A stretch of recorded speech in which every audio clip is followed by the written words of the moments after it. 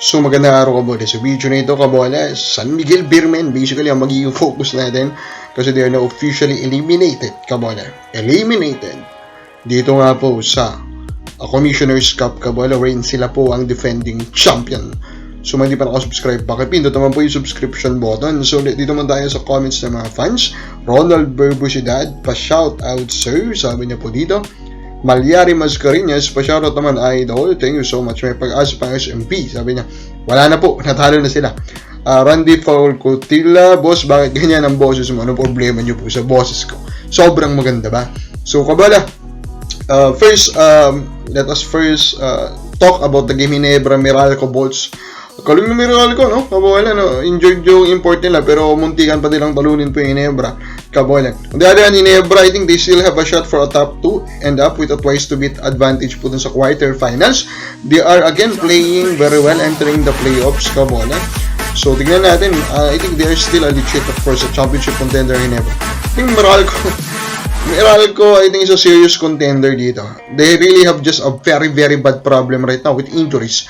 Pero kung nag-ihaw dito sa playoffs, Kabola, malaking problema daw. If you look at the way they are currently operating, Kabola, they are very deep. They are using a lot of players, and these players are very confident, Kabola, with their roles, Kabola, and I think most of them are doing very fine with those roles, Kabola. CJ Cancino, if you watch that game, suddenly is really one of the best defender, disruptor, Kabola. Iba na yung Cancino, no? Tingin mo siguro sa kanya dati, scorer lang, pero pag titignan mo siya ngayon, the guy is really doing well, especially on the defensive end, Kabola. Yun nga, sa San Miguel Beermen naman, LNX delivered a big victory against Hong Kong. Of course, for me, that was shocking, pero I think may fatigue din talaga sa Hong Kong na medyo kapansin-pansin, Kabola, during that game, at tinake advantage po yun ng NLEX, di ba, Kabola? So, NLEX, of course, supposed na po sila sa playoffs.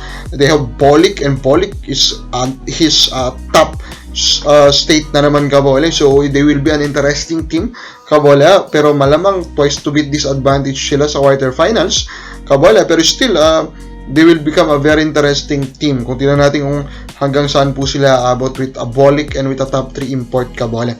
For Hong Kong naman, tingnan natin kung saan sila puposisyon. Pero mukhang malaki yung chance na parang hindi sila makapasok sa finals, pero ang big reason talaga nun will be the fatigue. So, San Miguel Beermen is officially eliminated due to that big win of NLEX, Kabola. Ang unang tanong dyan, sino ang may sala? Sino ang may sala? And fans, of course, will point to the coaching staff. And for me, yeah, they have a big part of that pie of reason, Kabola, kung bakit hindi po nakapasok ng playoffs itong San Miguel Beermen. The way they handle the scheme, of course, the change in the coaching staff or head coaching position at the middle of this tournament, Kabola, hindi na fix yung run ng San Miguel up to this point na nagtatalo sila in their last few games, and now officially they are eliminated, Kabola. Hindi ka not really, hindi mo pwedeng sabihin na Kabola, hindi mo, I mean, just because they eliminate na sila, para sasabihin mo siguro, okay na yung parity, blah blah blah. Uy, wag ganun. The reality is sobrang lala lang, Kabola, ng mga ginagawa or ng ginawa po ng San Miguel Beermen during this tournament na nagmukha na sobrang pangit po ng naging resulta na na-eliminate po sila. Pero hindi po ibig sabihin nun is yung parity is maayos na, Kabola. Wag ganun. Wag ganun po mag-isip, Kabola. So, coaching staff is a big reason. Big reason din, of course, yung issue nila sa import. Pero, even the issue of the import should have been not enough, di ba, Kabola? Kasi sobrang lalim pa rin po ng lineup nila. So, now the question is, who should be their top 3 target, di ba? Who should be their top 3 trade target, Kabola? Kasi malamang yan, hindi naman ang question ngayon ng ng kanilang management. For me, number 3 is Ken Marcareño. So, Ken Marcareño, Kabola, for me naman, they do not need a big acquisition. What they need is actually the right acquisition. I think Marcareño is one of the right acquisition kasi he will bring the height, Kabola, and he will bring that outside shooting that will make him a good fit, Kabola, with Junmar Fajardo. Number 2 will be Arvin Tolentino. Another obvious choice, Kabola. Tolentino is again another perfect fit with Junmar Fajardo, Kabola, and even the other players. Kasi nga, this guy, for me, is currently the most lethal po na 3-point shooters, sa outside shooter pala, sorry, kabola, because of his size and height, kabola, and of course, his accuracy. So, i-combine mo yan sa kanilang rooster, I think, this team will be super, ultra super, kabola. Pero we are still hoping, of course, na magseryoso po ang Northport at never to trade Arvin Tolentino while he is at his peak, kabola.